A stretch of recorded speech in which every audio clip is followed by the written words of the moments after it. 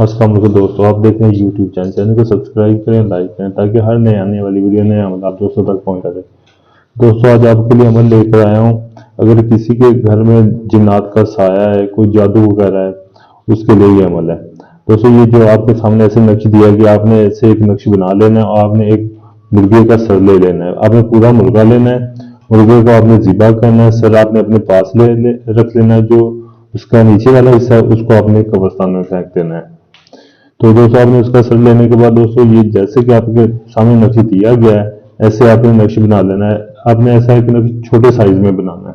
छोटे साइज में नक्श बनाने के बाद इसको ऐसे फोल्ड करके बिल्कुल आपने इसके मुंह में रख देना है। मुंह में रखने के बाद दोस्तों आपने जिस किसी के घर में कोई जिन्नात वगैरह का मसला, आपने उस घर के सहन में इसे दफन कर देना है, मुर्गी के सर को। दोस्तों ये अगर आप अमल करना चाहते हैं, इस अमल में आप कामयाब होना चाहते हैं, तो आप मेरे व्हाट्सएप नंबर पर रब्ता करके आप मुझसे इजाजत लें ताकि आपको इस अमल में कामयाबी मिल सके। अगर दोस्तों ये अमल आप मुझसे करवाना चाहते हैं दोस्तों, आप मुझसे भी करवा सकते हैं।